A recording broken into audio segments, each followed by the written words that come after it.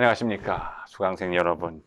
자, 13주차 2차 시 지난 시간에 이어서 우리 환경윤리학의 원리, 제가 지난 시간에 여러분께 그 환경이론에 대해서 자세하게 좀 설명을 그 전주에 드린 걸로 제가 이제 여기 보니까 그 부분이 좀 빠진 것 같아요. 그래서 이제 우리가 환경에 대한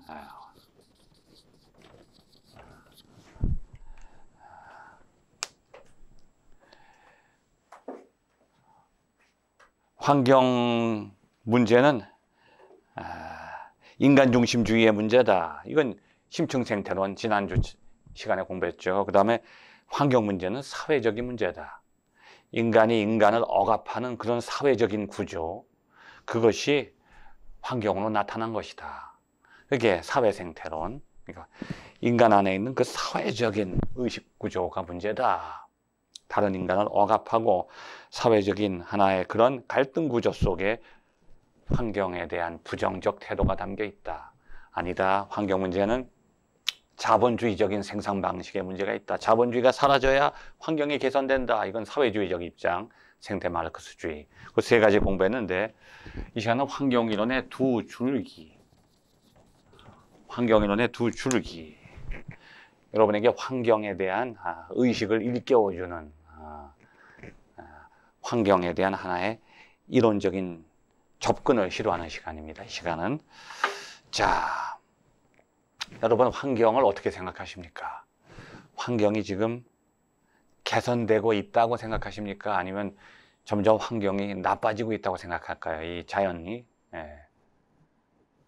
지금 자연이 점점 오염되고 있다고 보십니까? 아니면 과거보다는 개선되고 있다고 보시고 계십니까? 오염되고 있다고 보시는 분은 비관적인 입장이고, 환경은 좋아지고 있어. 어떻게 보면 또 낙관적인 입장이죠. 근데 그게요, 개인적인 경험에 따라 달라요.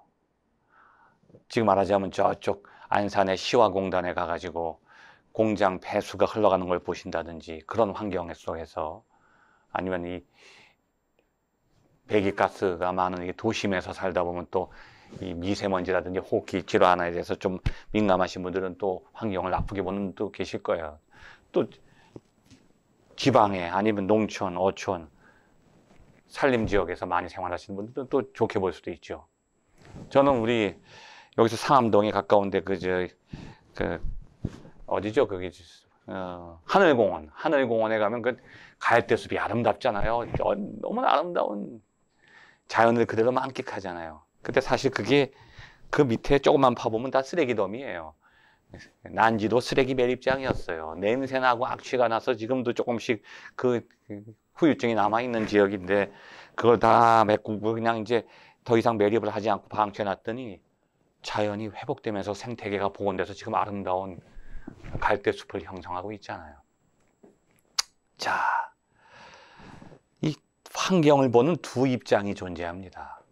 환경을 보는 두 입장. 하나는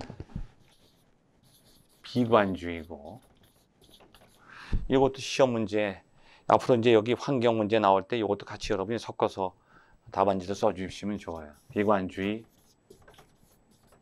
낙관주의. 비관주의적 입장, 낙관주의. 결국은 환경에 대해서는 둘로 의견이 갈라지는 거예요. 자, 비관주의의 대표자는 제레미 리프킨. 이 제레미 리프킨이라고 하는 사람은 문명 비판가예요. 인류의 문명은 한쪽에서는 발전하는 것처럼 보이지만 인류의 문명은 점점 파멸을 향해서 나아가고 있다는 거죠. 왜냐하면 인간의 의식 속에 언제부턴가 공동체적 의식은 사라지고 자기중심적인, 이기적이면서 인간중심적인 개인주의가 너무 강화된다는 거예요. 너무 프라이버시가 됐다는 거죠. 프라이버시. 이 시대는 또 그 프라이버시를 더 가속화시키는 것은 뭐냐면 우리의 문화 형태가 지금 현실 속에서 더불어 사는 문화가 아니라 자기 혼자 동떨어져서 사는 문화, 어떤 문화예요? 그렇죠. 사이버 문화예요. 쉽게 말하면 인터넷 문화, 인터네트워크. 철저하게 자기 안에 고립되고 차단되어 있는데 철저하게 모든 것을 향해서 개방되어 있어요. 나 혼자 이 세상 모든 것을 체험해요. 나 홀로 우주를 체험하는 시대예요. 근데 나는 철저하게 누구와 연결되어 있지 않아요. 고립되어 있어요. 인터넷 속에서 자기는 철저하게 감춰져 있고 개인적이에요. 투명인간처럼 익명적으로 활동하죠. 그러니까 점점 더 자신을 개인주의적, 이기주의적으로 만들어요. 그래서 가족 안에서도 자꾸 이 가족의 거리감을 느끼고 정이 메마르고 엄마하고 아들도 집에서 대화하기보다는 각자 방에서 서로 채팅을 통해서 대화하는, 아마 여러분도 그런 걸 느끼실 거예요.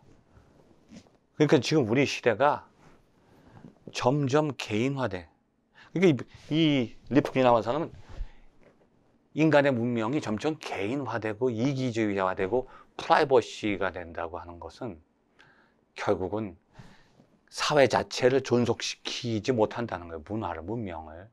이게 공동체를 형성해야 되는데 이게 다 연결시키는 고리가 없다는 거예요. 분산되는 거예요. 각자가 다 나눠져서 그냥 인터넷 통신을 통해서만 연결되는 문화 형태. 이게 사이버 문화잖아요. 사이버 문화. 익명. 자기 아이디만 갖고 있고 자기는 숨겨져 있어요. 상대방을 누군지도 몰라요. 아이디만 가지고 서로 네트워크를 통해서 연결되지 현실 속에서 눈 뜨고 만나는 게 아니에요. 비대면적이죠. 여러분들 지금은, 저는 여러분을 못 봐요. 여러분은 저를 보지만 철저하게 저 혼자 지금 여기서 하는 거예요. 아무도 없어요. 사이버 공간을 통해서 여러분과 연결되는 거죠. 인강이잖아요, 인강. 자, 그래서 이 사람은 이 안정 개념이 변했다. 과거는 내가 공동체 안에 아니면 가족 안에 어디에 속해 있을 때 내가 소속감을 느낄 때 편안함을 느끼는 거예요. 그런데 점점 이 시대가 변하면서 계몽주의가 시대가 되고 산업혁명을 맞이하면서 자본주의가 들어오니까 이제는 어디에 내가 있는 게 불편해. 여러분 이거 참 편하잖아요. 좀 공부의 효율성은 떨어져도 학교 안 가고 집에서 온라인으로 여기에 익숙해지잖아요. 지금 이제 편안하게 클릭해서 그냥 듣는 거예요. 학교 가서 친구들 만나는 것도 이제 귀찮아. 학교 가는 것도 이제 가족하고 있고 아니면 학교 가서 같이 공동체 안에 있는 거 불편해. 혼자 있는 게 제일 편해. 여러분 요즘에 나홀로족, 혼밥족, 혼자 밥 먹어. 홀로 있을 때가 제일 편해. 그러니까 과거에는 누구와 함께 어디에 소속되면 공동체 안에 있으면 편안했는데 지금은 홀로 있을 때가 편해. 개인적 안정, 공동체적 안정에서 개인적 안정으로 변했단 말이에요. 인간의 삶이. 근데 지금은 개인적 안정보다 더 편한 게 있어. 뭘까요, 여러분? 혼자 있는 것보다 더 편한 게 뭐예요? 혼자 있는 게 제일 편한데, 근데 혼자 있는 것보다 더 편한 게 있어. 내가 누구하고 붙어 있어도 편해. 혼자 있는 것보다 더 편하게 느낄 수 있어. 하루 종일 누구한테 시달려도 편한 게 있어요. 뭘까요? 자본이에요. 내가 돈을 가지면 편한 거야. 이거 뭐 밤새도록 어디 가서 내가 일을 해도 누구 밑에 들어가도 이것만 있으면 편한 거예요. 자본을 통한 안정. 그래서 이 리프킨은 과거의 인간이 자연과 더불어 생활을 하다가 이제 자연과 분리돼서 자연을 혹사시키, 자연을 망가뜨린다는 거예요. 이 사람은 열역학 제2법칙이라는 게 있어요. 클라우지우스가 말했던 에너지 보존의 법칙. 고등학교 때 화학 시간에 배우셨죠. 에너지 보존의 법칙.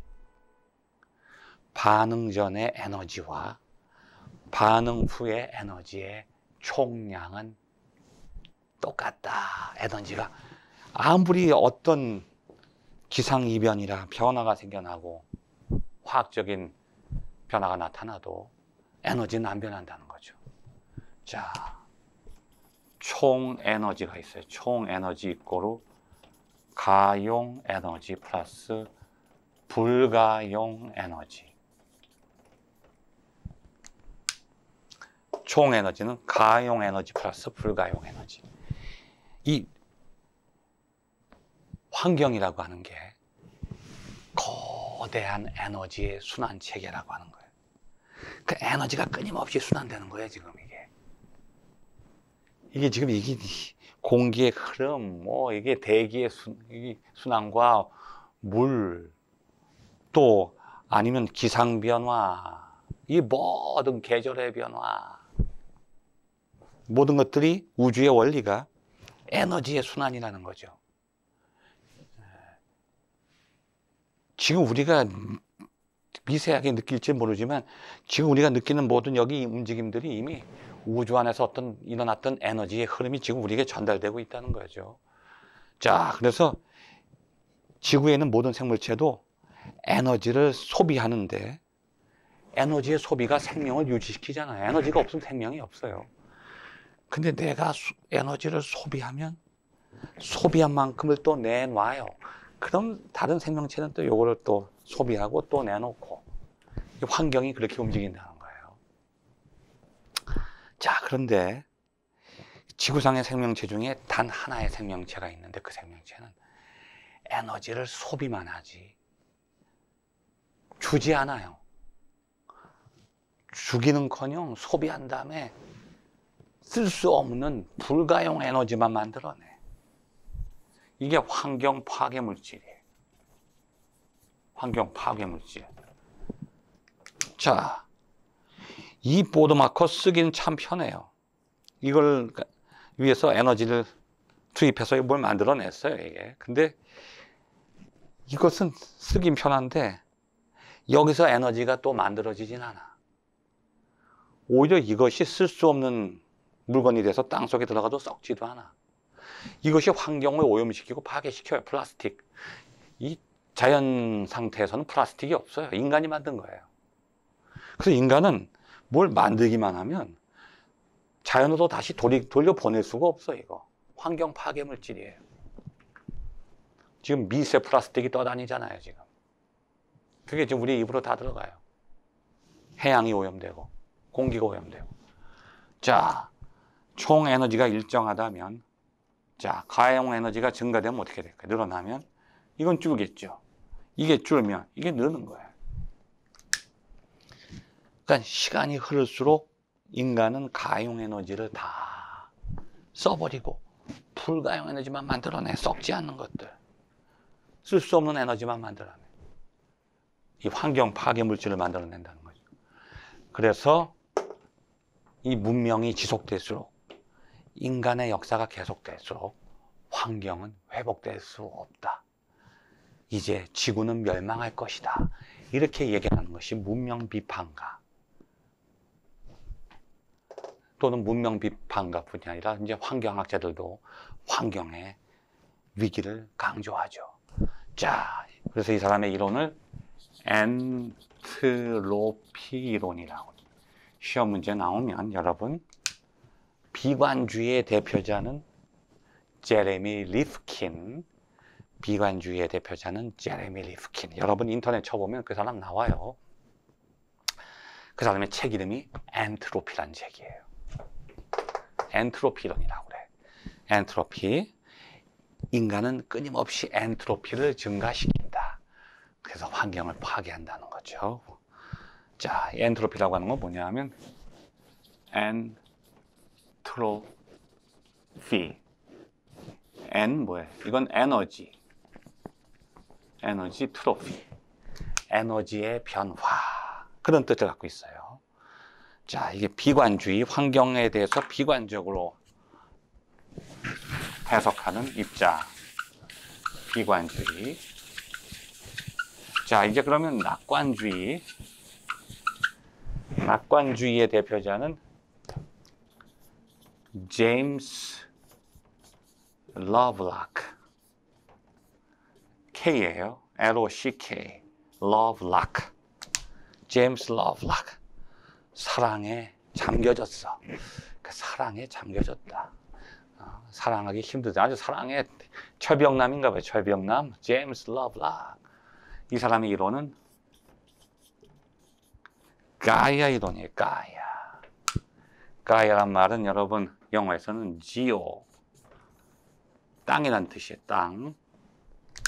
지오그래피, 지오메트리, 내셔널 지오그래피. 자, 땅. 그리스어로 땅이란 말인데 가이아 여신이죠. 그리스 신화에 나오는 여신. 땅을 파괴하고 혹사시키면 벌을 주고 땅을 회복시키는 사람을 축복하는 여신의 이름. 자, 그래서 이 제임스 러블락의 이론을 가이아 이론이라고 해요. 가이아 이론. 이건 다른 말로 지구 유기체론. 지구 유기체론. 환경은 무생물이 아니고 살아 숨쉬는 유기체다. 모든 생물체가 유기체로서 조절과 항상성을 가지듯이, 조절, 항상성, 유기체의 기본 요건이죠. 끊임없이 자신의 몸의 상태를 조절해요. 이게 노폐물이 많으면 배설해서 깨끗하게 하고, 쌓이면 체온이 올라가면 또 낮추고, 끊임없이 조절 작용을 하는 거예요. 그래서 생명체가 유지되는 거예요. 그렇지, 우리가 몸이 썩지 않고 지금 살아있는 거죠. 항상성은 뭐냐? 가장 적절한 상태, 이상적인 상태를 계속 유지시켜 나가는 거예요. 근데 가만히 보니까 이 지구라고 하는 환경이 하나의 생명체 같다는 거예요. 왜냐면 지구가 이게 죽어있는 무생물인 줄 알았더니 어저께, 그저께, 오늘 이게 달라진 게 없어. 내가 살기에 적합해. 대기의 밀도, 농도, 대기의 분포, 어디 가든지 산소 분포가 똑같아. 외국에 나가든지 여기 있든지 적절한 산소의 분포. 그 다음에 질소만, 산소만 있는 게 아니잖아요.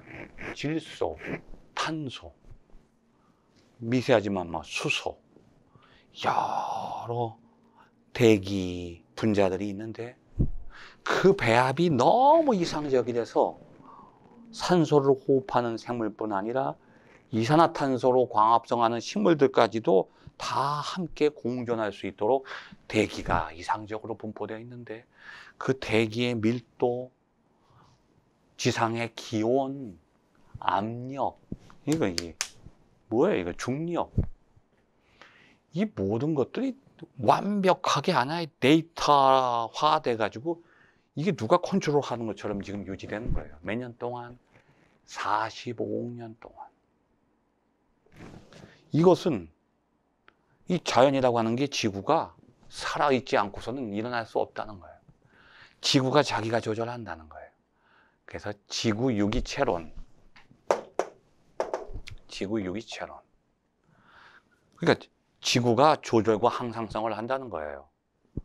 환경이 오염되면 지구가 또 싹 자기가 회복을 시켜. 망가지면 또 다시 정상으로 돌이키고 그 상태를 유지시킨다. 그런 걸 우리가 보면 가끔가다 느낄 수 있잖아요. 한강물이 깨끗해지고 있다. 누군가가 계속 보존 운동을 하는 게 아니라 환경이 스스로를 개선하고 있다. 이런 현상들이 많이 느껴지고 있잖아요. 그래서 이 제임스 러블락은 인간이 환경에 결정적인 해를 끼치지 않는다면 환경은 앞으로 계속 회복되고 나아질 것이다 하고는 낙관주의적 입장을 제시합니다. 이 사람이 말도 타당성이 있죠.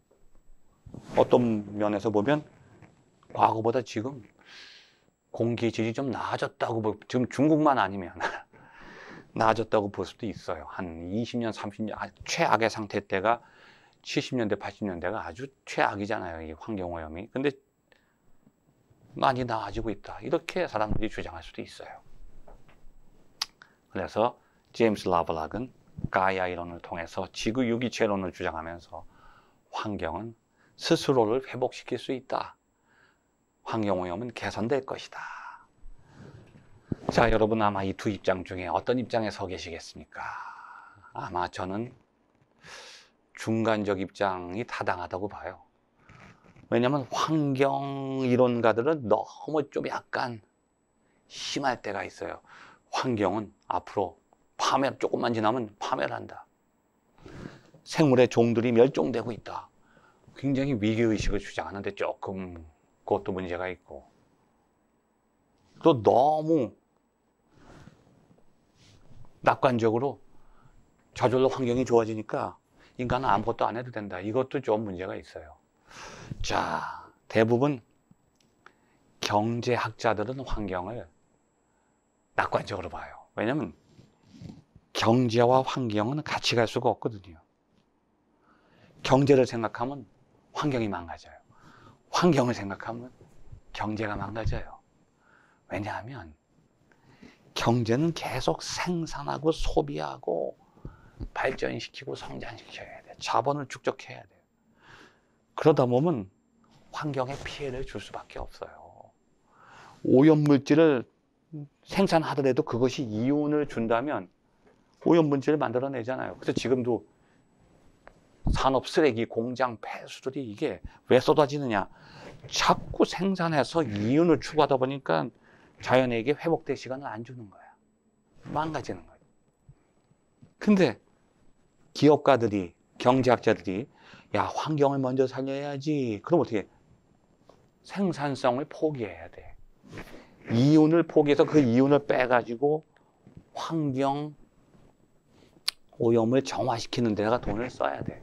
그러면 돈을 쓰면 얼마나 나가? 거기다 비용을 들이면 돈이 얼마나 나올까요?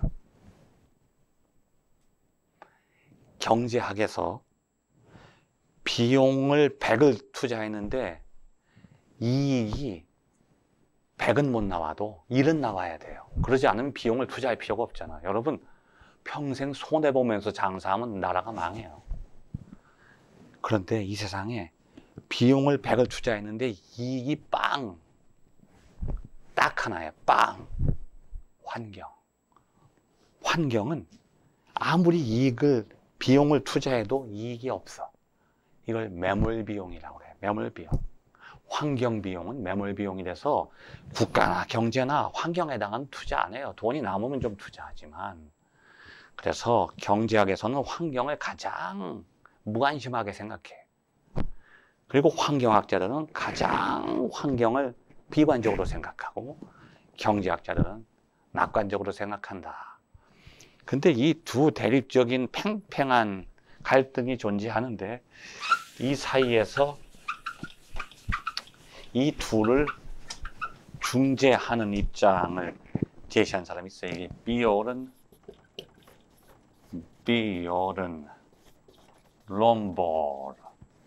롬보르라고 하는 사람, 여러분 인터넷 쳐보면 아주 지금부터 한 20년 전에 센세이션을 일으켰죠. 책을 거의 500페이지를 썼는데 그 책을 저도 살라고 이제 교보문 거 갔더니 딱 잡았는데 두꺼워요. 뭐 각주가 3,000개가 넘어.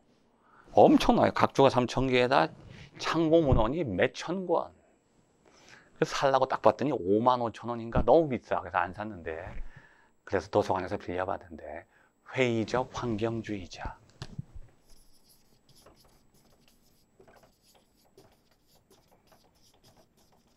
회의적 환경주의자는 책이에요.